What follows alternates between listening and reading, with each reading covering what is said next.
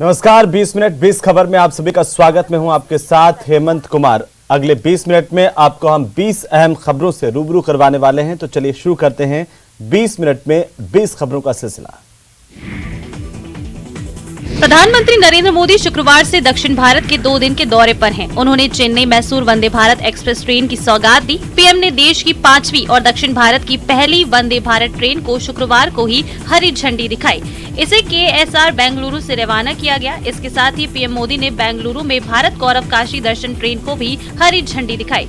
इससे पहले पीएम मोदी ने विधान सौध परिसर में संत कबीर, कनकदास तथा महर्षि वाल्मीकि की प्रतिमाओं पर पुष्पांजलि अर्पित करके अपने दौरे की शुरुआत की। इसके साथ ही परिसर में रामायण के रचयिता महर्षि वाल्मीकि की प्रतिमा पर भी पुष्पांजलि अर्पित की।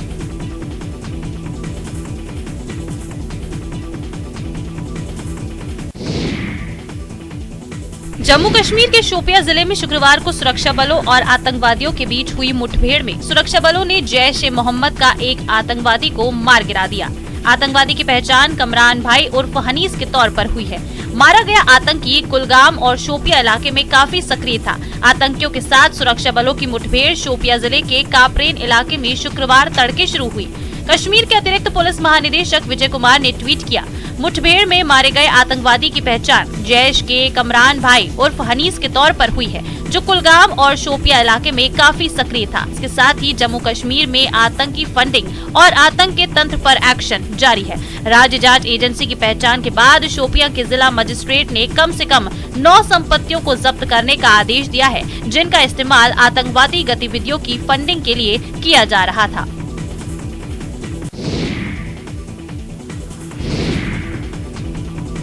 चेन्नई के कुछ इलाकों में शुक्रवार को भारी बारिश की वजह से जल भराव हो गया। तमिलनाडु के 14 जिलों और पुडुचेरी में खराब मौसम को देखते हुए स्कूल और कॉलेजों में छुट्टी कर दी गई। मौसम विभाग ने 13 तारीख तक भारी बारिश की आशंका जताई है। तमिलनाडु की तरह ही केंद्र शासित प्रदेश पुडुचेरी में भी भारी बारिश के चलते स्कूलों और कॉलेजों को बंद रखा गया।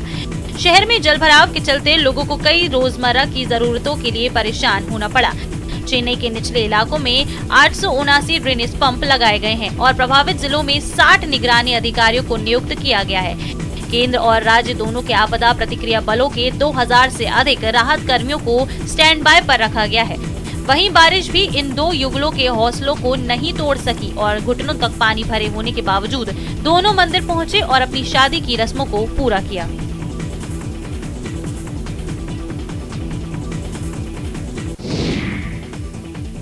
दो दिन की राहत के बाद दिल्ली और इसके आसपास के इलाकों में प्रदूषण फिर बढ़ने लगा है। देश की राजधानी दिल्ली में 11 नवंबर को औसत वायु गुणवत्ता सूचकांक एक बार फिर बेहद खराब श्रेणी में दर्ज किया गया। सफर के मुताबिक शुक्रवार सुबह 7 बजे दिल्ली का औसत AQI लेवल 303 दर्ज किया गया।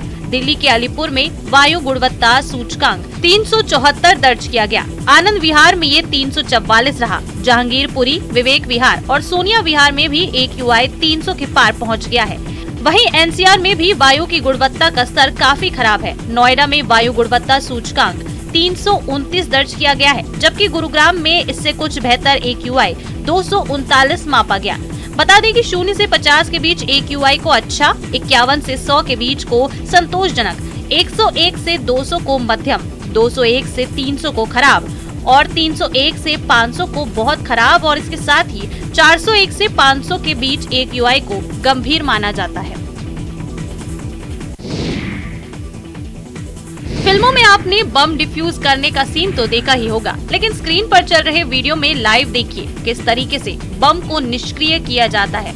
पूरी सुरक्षा के साथ बम निरोधक दस्ता बम को डिफ्यूज कर रहा है। दरअसल महाराष्ट्र के रायगढ़ जिले में पेन की भोगवती नदी में तैरते हुए संदिग्ध वस्तु को देखा गया था। इसकी सूचना मिलते ही पुलिस मौके पर पहुंची। मामला संदिग्ध लगने के बाद बम निरोधक दस्ते को सूचित किया। जिसे संदिग्ध समझा जा रहा था वो असल में एक डमी बम था। काफी एहतियात के साथ बम निरोधक दस्ते ने उसे निष्क्रिय कर दिया। पुलिस पूरे इलाके की छानबीन कर रही है। रायगढ़ जिले में ही इससे पहले भी 2 संदिग्ध नाव देखी गई थी, जिस पर हथियार और कारतूस मिले थे। हालांकि वो नाव रास्ता भटक कर यहाँ पहुँची थी। इस लिहाज से सुरक्षा को लेकर पुलिस काफी सतर्क है।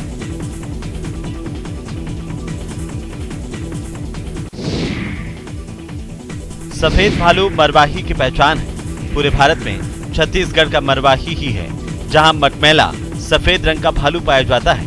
वैसे ये भालू आसानी से देखने को नहीं मिलते। 2 सालों बाद मादा काले भालू के साथ एक सफेद भालू मरवाही के माड़ाकोट के जंगल में घूमता नजर आया। इसका वीडियो सामने आया है, जहां एक और काले भालू की मरवाही में बहुतायत है, तो वहीं सफेद भालू बमुश्किल ही नजर आते हैं और इन भालुओं की संख्या और आंकड़े अब तक विभाग के पास नहीं है। क्षेत्र में आखिरी बार सफेद भालू 2020 में देखा गया था। इसके बाद आज इस भालू को देखकर नजदीक के ग्रामीण ने इसका वीडियो बनाया। मरवाही वन मंडल के जंगल में सफेद भालू चर्चा का विषय बना हुआ है। दरअसल 2 साल बाद तस्वीर सामने आने के बाद वन विभाग जगह और अन्य जानकारी जुटाने में लगा है। मरवाही वन मंडल में साल 2020 में सफेद भालू नजर आया था।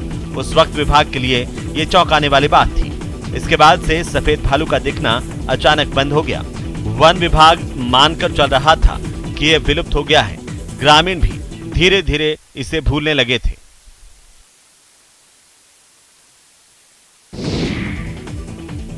गोडावण के संरक्षण क्षेत्र कहे जाने वाले जैसलमेर में अब गोडावण सुरक्षित नजर नहीं आ रहा है। जैसलमेर के सम क्षेत्र में वाइल्ड लाइफ इंस्टीट्यूट देहरादून द्वारा संचालित किए जा रहे ब्रीडिंग सेंटर में अक्टूबर में 3 गोडावण की मौत हो गई। इस मामले में जिम्मेदारों का कहना है कि ये प्राकृतिक मौत है। गौरतलब है कि जैसलमेर बाड़मेर जिले के डेजर्ट नेशनल पार्क लंबे समय से गोडावण का विचरण क्षेत्र है। पिछले 3 दशक से गोडावण के संरक्षण का प्रयास किया जा रहा है, लेकिन कभी भी सफलता नहीं मिली। 3 साल पहले सम क्षेत्र में ब्रीडिंग सेंटर की स्थापना की गई। शुरुआती दौर में ब्रीडिंग सेंटर से अच्छी खबरें मिली और वर्तमान में यहाँ 23 गोडावण विचरण कर रहे हैं। उन्हें बेहतर एनवायरनमेंट में रखा जा रहा है, लेकिन 7, 13 और 20 अक्टूबर को एक गोडावण की ब्रीडिंग सेंटर में मौत हो गई। शुरुआत में माना जा रहा था कि इनकी मौत किसी संक्रमण के चलते हुई है, लेकिन जब सीसीटीवी फुटेज जांचे गए तो उसमें सामने आया कि ये गोडावण चलते चलते नीचे गिर गए और उनकी मौत हो गई। प्रथम दृष्टया हार्ट अटैक कारण बताया जा रहा है।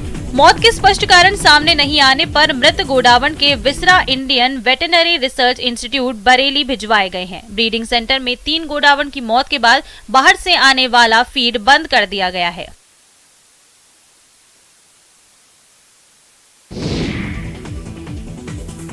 दिल्ली में 14 नवंबर से शुरू होने जा रहे अंतर्राष्ट्रीय व्यापार मेले को लेकर मधुबनी पेंटिंग के कलाकारों में इन दिनों खुशी के साथ ही मायूसी भी देखी जा रही है।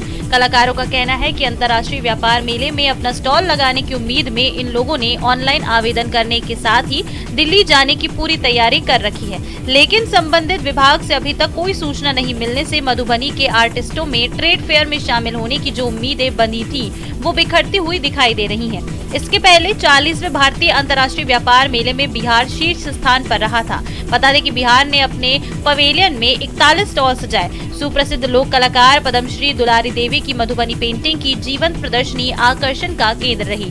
बिहार के अन्य हिस्सों में बनने वाली लोक कलाकृतियों और बिहार के पारंपरिक उद्योगों द्वारा निर्मित चीजें लोगों को खूब पसंद आईं।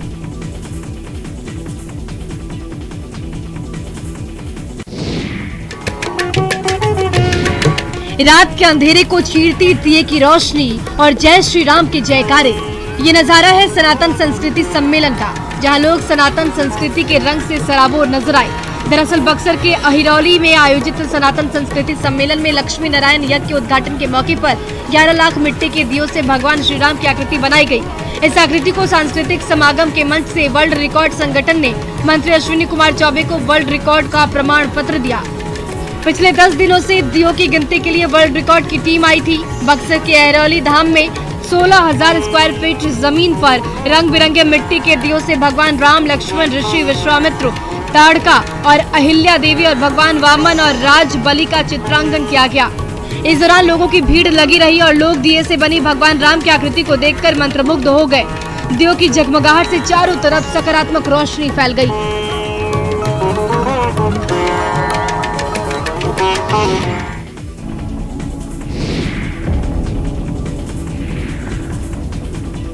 जाको राखे साइया मार सके न कोई, ये कहावत आपने खूब सुनी होगी। आज इसको चरितार्थ होते देखिए इस वीडियो को। रफ्तार में जाती ट्रेन और पटरियों के बीच फंसी एक इंसानी जान। फिर से देखिए कैसे करीब 10 सेकेंड तक ये व्यक्ति ट्रेन के पटरियों के बीच पड़ा रहा और इसके ऊपर से पूरी ट्रेन गुजर गई। मौत को मात देने का ये खतरनाक वीडियो कहलगांव स्टेशन का है। शॉर्टकट के चक्कर में एक यात्री ट्रैक पर बुरी तरह फंस गया। दरअसल वो रुकी हुई मालगाड़ी के नीचे से पार करने की कोशिश कर रहा था, तभी अचानक गाड़ी खुल गई। इधर ट्रेन के पहिए चलने शुरू हुए, उधर पटरियों के बीच में फंसे व्यक्ति के प्राण सूख गए। लेकिन एक पल भी गवाए बिना इस व्यक्ति ने ट्रैक पर लेटकर जान बचाने में भलाई समझी, जिससे पूरी ट्रेन उसके ऊपर से गुजर गई और उसने मौत को मात दे दी। न्यूज 18 की अपील है कि लोग रेलवे ट्रैक पर ऐसी गलती न करें। जरा सी असावधानी जान ले लेगी। घर पहुंचने की जल्दी हमेशा के लिए घर वालों से दूर कर सकती है। न्यूज 18 के लिए भागलपुर से आशीष रंजन की रिपोर्ट। लेक सिटी उदयपुर में एक शिक्षक को उसके छात्रों ने अनोखी विदाई दी। शिक्षक के जाने पर स्कूल में पढ़ रही बालिकाएं बिलख बिलख कर रो पड़ी। यही नहीं, शिक्षक को बग्गी में बिठाकर गांव में जुलूस निकाला गया, जहां रास्ते भर में लोगों ने स्वागत सम्मान किया। दरअसल पिछले 27 वर्षों से बेदला गांव के राजमहल परिसर में संचालित हो रहे राजकीय उच्च माध्यमिक विद्यालय की शोभा रहे शारीरिक शिक्षक हर्षवर्धन सिंह राव के लिए शुक्रवार को बेदला ग्रामवासियों ने जमकर प्यार और स्नेह बरसाया। मौका था राव के पदोन्नति के बाद हुए विदाई समारोह का। इस मौके पर गांव के युवा उप प्रधान प्रताप सिंह राठौड़ के नेतृत्व में गांव के मोतीबीरों और छात्र छात्राओं ने पीटीआई राव को अनूठी ढंग से विदाई दी। इस अवसर पर गांव के लोगों ने सम्मान समारोह आयोजित कर 51 किलो की माला और केक काटकर मिलनसार और हंसमुख व्यक्तित्व के धनी राव का भव्य स्वागत किया। इसके पश्चात ग्रामवासियों, शिक्षक, शिक्षिकाओं और छात्रों ने गवरी के पारंपरिक वाद्य यंत्रों, थाली और मातल पर पूरे गांव में पदयात्रा निकाली। वहीं राव भी ग्रामवासियों के इस असीम प्रेम को देखकर अपने आंसू नहीं रोक पाए।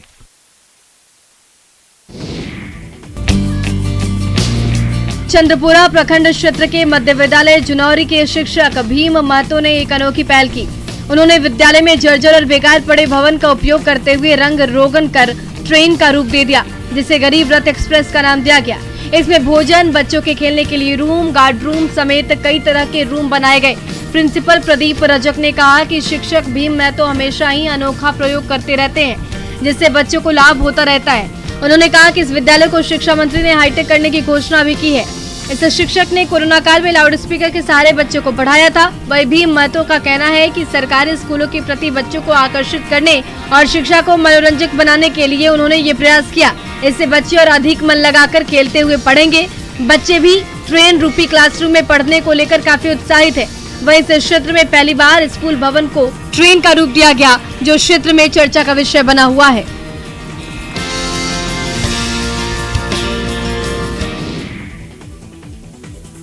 जोधपुर के राजकीय पॉलिटेक्निक कॉलेज कैंपस में चल रहे 3 दिवसीय राजस्थान डिजी फेस्ट 2022 में अभ्यर्थियों का जोश देखते ही बन रहा है। राजस्थान के कोने कोने से युवा सुबह से ही इसमें भाग लेने पहुंचने लगे हैं। इनका कहना है कि उन्हें उम्मीद है कि यहाँ रोजगार मिलेगा। 200 से अधिक कंपनियां यहाँ पे आई है, जिसमें हमें 10th पास 12th चाहे किसी भी फील्ड से कोई भी करना आ रहा हो उसको यहाँ पे रोजगार दिया जाएगा।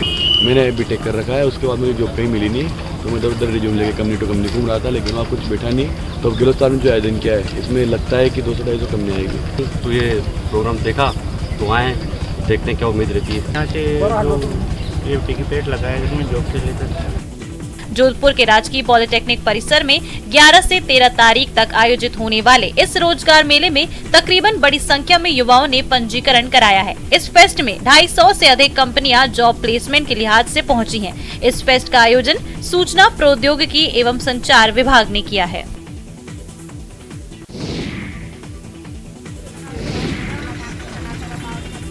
उत्तर प्रदेश के बाराबंकी जिले में यातायात नियमों का पालन न करने वाले पढ़े लिखे लोगों को किन्नरों ने जागरूकता का पाठ पढ़ाया। किन्नरों ने यातायात पुलिस के साथ मिलकर न केवल आम लोगों बल्कि नेता, वकीलों और दूसरों को भी गुलाब का फूल देकर यातायात नियमों के पालन करने की अपील की। किन्नरों ने ट्रैफिक पुलिस के साथ मिलकर लोगों को ट्रैफिक रूल्स समझाए और सीट बेल्ट, हेलमेट पहनने, वाहन चलाते समय मोबाइल पर बात न करने की अपील की है।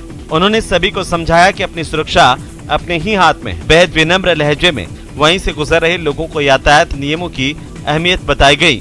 इस दौरान बिना हेलमेट के आ रहे लोगों से हेलमेट पहनने की अपील भी की गई। साथ ही कार से जा रहे एक व्यक्ति को समझाकर सीट बेल्ट लगवाई गई। इन सभी लोगों को किन्नरों ने गुलाब का फूल देकर समझाया। वहीं किन्नरों का ये रूप देखकर सभी हैरान थे। साथ ही किन्नरों की अपील से काफी प्रभावित भी हुए और वादा किया कि आगे से वे ट्रैफिक के नियमों का पालन करेंगे। इस दौरान यातायात पुलिस ने किन्नरों को बुके देकर सम्मानित भी किया।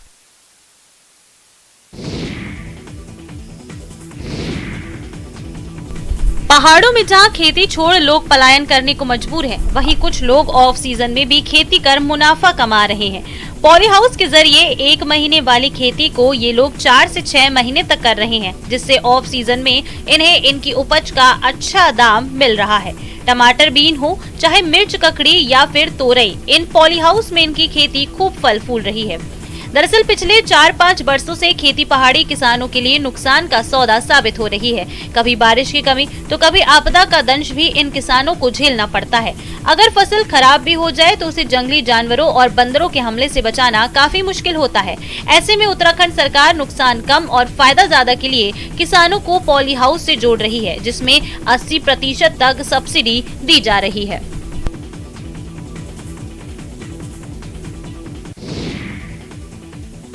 प्रतापगढ़ जिले के धरियाबाद उपखंड क्षेत्र के नाट ग्राम पंचायत के उजड़ा खेड़ा गांव में 1 साल पहले शुरू हुए एनीकट निर्माण का काम अब तक पूरा नहीं हो पाया है। एनीकट के घटिया निर्माण को लेकर विरोध के बाद से ही यहां निर्माण का काम अधूरा पड़ा हुआ है। ग्रामीणों का आरोप है कि एनीकट के पुनर्निर्माण को शुरू होने के बाद जब उन्होंने ग्राम विकास अधिकारी से बात की तो उन्होंने ग्रामीणों के साथ अभद्र व्यवहार और गाली गलौज तक की। ग्रामीणों का कहना है कि पिछले साल बारिश के समय में ठेकेदार द्वारा घटिया सामग्री से एनीकट का निर्माण किया गया था, जिससे नाराज ग्रामीणों ने इसका विरोध किया तो ठेकेदार एनीकट का काम अधूरा छोड़कर ही वहां से रवाना हो गया।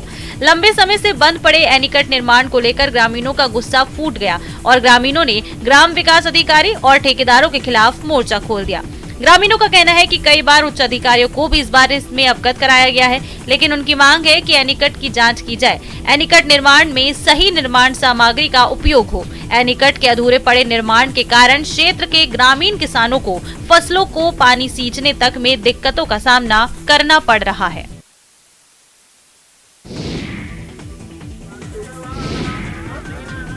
हड़ौती के प्रमुख पर्यटन और सांस्कृतिक महोत्सव बूंदी उत्सव का भव्य शुभारंभ शुक्रवार को भगवान गणेश के पूजन अर्चन के साथ शुरू हुआ। 2 साल के बाद फिर से बूंदी उत्सव का आगाज होने से एक बार फिर बूंदी लोक कलाओं के साथ झूम उठी। बैंड बाजों की मधुर स्वर लहरियों के बीच ऊंट घोड़ों और नाचते गाते लोक कलाकारों के साथ शहर के मुख्य मार्गों से भव्य शोभा यात्रा निकाली गई। इस पर शहर के लोगों ने पुष्प वर्षा कर जोर शोर से स्वागत किया। लोक कलाकारों ने गढ़ के द्वार से निकलते हुए कच्ची घोड़ी, चक्री, भपंक वादन, मशक बैंड और सहरिया जनजाति के बहुरूपिया नृत्य ने लोक रंग के रंग बरसाते हुए लोगों का मन मोह लिया। इन लोक कलाकारों के उत्सव को देखकर स्थानीय लोगों के साथ ही देशी और विदेशी पर्यटक अपने आप को थिरकने से रोक नहीं सके।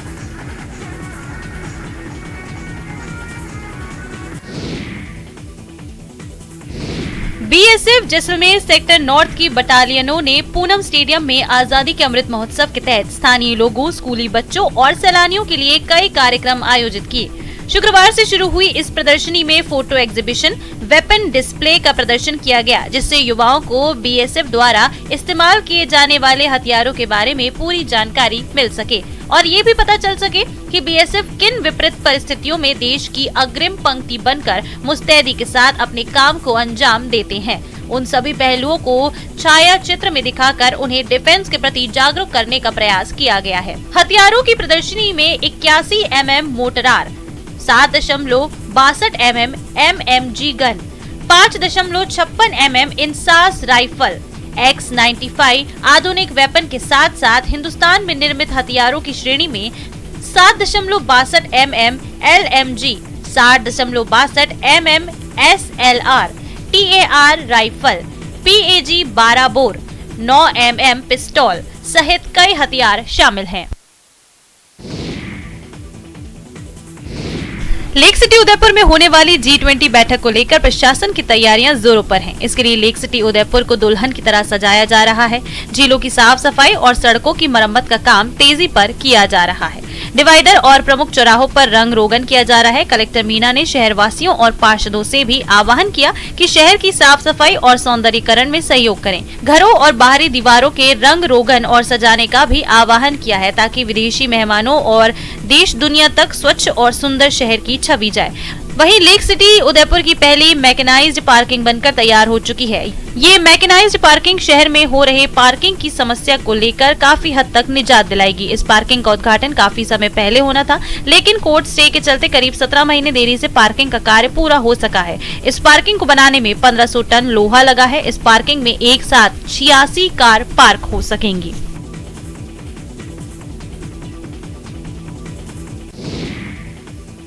धर्मनगरी चित्रकूट की गलियों में खोटे सिक्कों का एक बाजार है, जहां बाजार से बेआबरू होकर 1 और 2 रुपए के सिक्के बाहर हो गए हैं। चित्रकूट के मठ मंदिरों के बाहर इन सिक्कों की दुकानें सजाकर सिक्कों का व्यापार किया जाता है।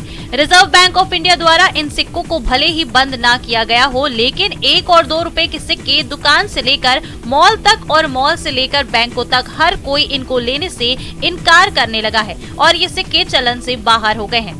लेकिन चित्रकूट के रामघाट से लेकर भगवान कामतानाथ मंदिर और परिक्रमा मार्ग तक इन सिक्कों का ढेर लगाकर इनको बेचा जा रहा है। सिक्कों के व्यापार से 2 वक्त की रोटी कमाने वाले व्यापारियों ने बताया कि मंदिरों में आने वाले श्रद्धालुओं के पास मंदिरों में मान्यता के लिए नदी में चढ़ाने के लिए अधिकांश सिक्के नहीं होते हैं। ऐसे में हम उनको 10 रुपए में 8 सिक्के बेचते हैं।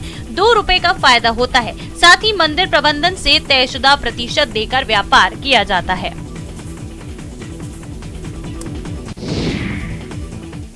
और इसी के साथ ही बुलेटिन फिलहाल इतना ही। नमस्कार।